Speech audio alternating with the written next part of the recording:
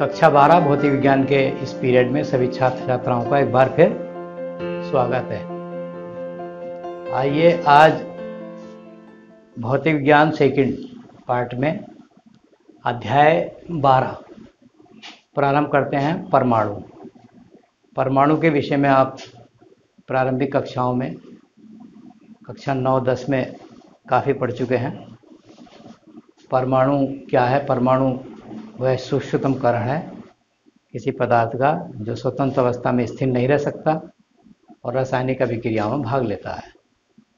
लेकिन परमाणु भी अविभाज्य बताया गया था, लेकिन परमाणु विभाज्य है क्योंकि ये 3 मूल कणों से मिलकर बना होता है। अब इनके खोज के बारे में वैज्ञानिकों ने कुछ प्रयोग किए, जैसे ये प्रयोग आपके सामने है, रदरफोर्ड का अल्फा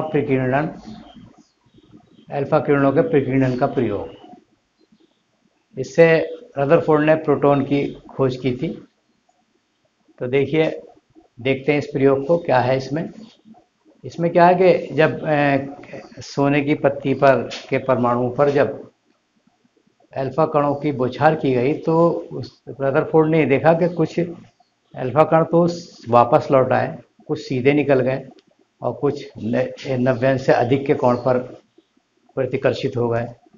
तो इससे उसने कई निष्कर्ष निकाले कि परमाणु खोखला है, परमाणु ठोस है और परमाणु धनात्मक आवेश रखता है बीच में। तो ये सारी चीज़ें इस प्रयोग से उसने सिद्ध की थी। तो आइए देखते हैं इस प्रयोग को। देखिए, रदरफोर्ड का अल्फा कणों के प्रकीर्णन का प्रयोग। परमाणु संरचना जानने के लिए रदरफोर्ड ने एक महत्वपूर्ण प्रयोग किया जिसके प्रमुख भाग निम्नलिखित हैं।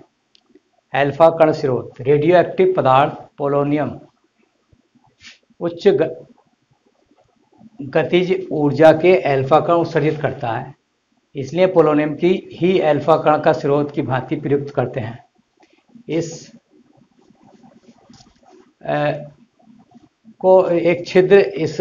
स्रोत को एक छिद्र युक्त प्रकोष्ठ, ये दिखाया गया, में रखकर उसके सामने स्लिट A1 व A2 2 पर्दे लगा देते हैं, A1 व A2।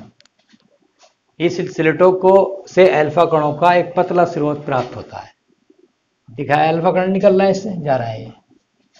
अच्छा, पतला स्वर्ण पत्र, ये लगभग 10⁻⁶ मीटर मोटाई का सोने का एक पतली पत्ती होती है। इस पत्ती के परमाणुओं से अल्फा कण प्रकीर्णित होते हैं और पत्ती को पतला स्वर्ण पत्र इसलिए लेते हैं ताकि परमाणुओं से गुणित प्रकीर्णन ना हो, अर्थात अल्फा कण का प्रकीर्णन एक अकेले परमाणु से टक्कर के कारण हो, ज़्यादा जो है प्रकीर्णन ना हो, टक्कर ज़्यादा ना हो। देखिए तीसरा है संसूचक, डिटेक्टर। ये घूमने वाला संसूचक है जिसमें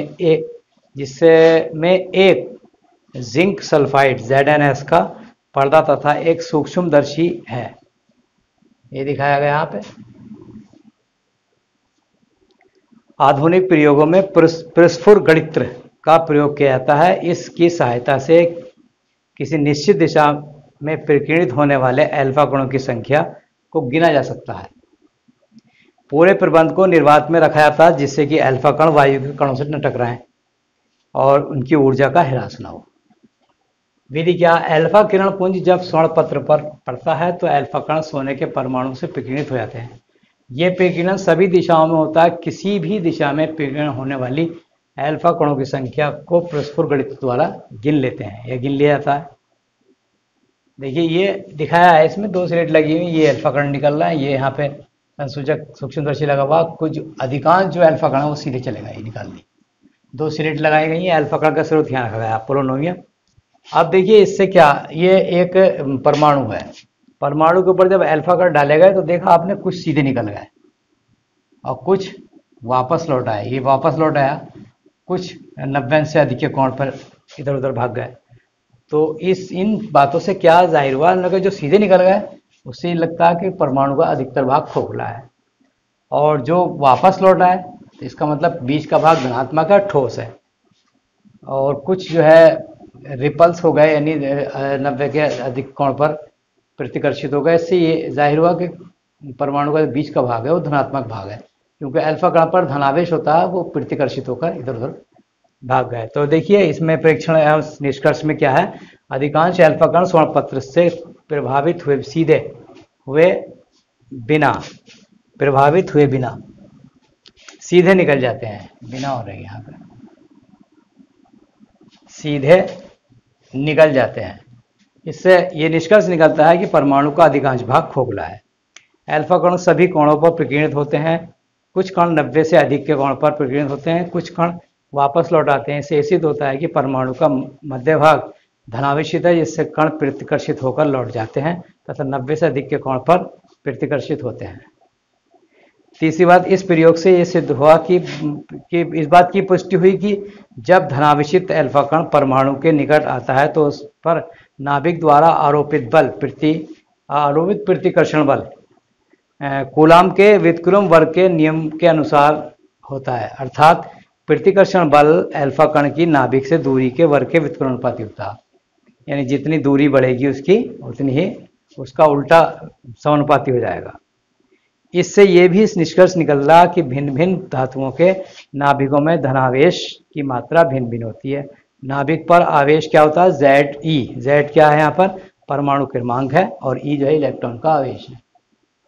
तो इस तरीके से ये इसकी परमाणु के जो भाग थे, इसमें प्रोटॉन की खोज इस प्रयोग द्वारा हुई, रदरफोर्ड के प्रयोग द्वारा, और आगे भी कुछ और प्रयोग आएंगे तो उसके बारे में जानेंगे। देखिए तो आज के पीरियड में बस इतना ही। Thank you.